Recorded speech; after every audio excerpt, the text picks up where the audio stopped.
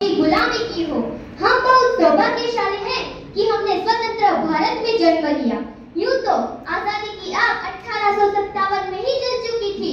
लोग मर जाते थे, मिट जाते थे, फांसी चढ़ जाते थे, तो वो भी अपनी देशभक्ति साबित कर रहे होते थे, क्योंकि ये उस दौर की देशभक्ति की कसौटी थी। उसके बाद 62, 65 और 71 के युद्धों में अपना सुहाग गवा देने वाली औरत जब घर के हालात ये हो जाया करते थे कि प्यार भी भरपूर गया, मांग का सिंदूर गया, नन्हे नौनिहालों की लंगोटियां चली गई, छोटी छोटी बेटियों की चोटियां चली गई। ऐसा एक विस्फोट हुआ, पता ही चला नहीं कि जिस्म की कई बोटियां चली गई। और आपके लिए तो एक आदमी मरा है साहब, लेकिन मेरे घर की तो रोटियां चली गई, मेरे घर की तो रोटियां चली गई।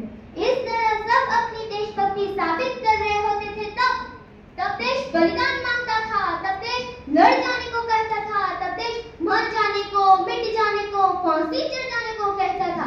किंतु आज देश लड़ जाने को नहीं कहता, आज देश मर जाने को, मिट जाने को, फांसी चढ़ जाने को नहीं कहता, बल्कि मेरे विचारों में यदि कोई व्यक्ति अपना काम पूरी ईमानदारी, पूरी मेहनत और पूरी लगन से करे ना, तो वही सच्ची देशभक्ति है।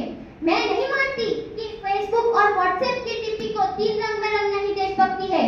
अपने परिवार, अपने समाज और अपने देश के लिए समर्पण का भाव है देशभक्ति। लेकिन देशभक्ति तब आहत होती है जब एक बेटा अपने बूढ़े माँ बाप को वृद्धाश्रम की चौखट पर छोड़ आता है।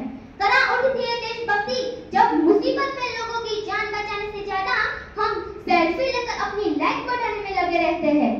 4 बोतल वोडका, काम मेरा दोस्त ने तो भारत का भविष्य तबाह कर रखा है। और बता दूं आपको कि महिला सुरक्षा के मामले में हम चौथे नंबर पर आते हैं। महिला सुरक्षा के मामले में हम चौथे नंबर पर आते हैं। मजदूर को मजदूर समझिए, मजबूर नहीं। गरीब को काम दीजिए, दान नहीं।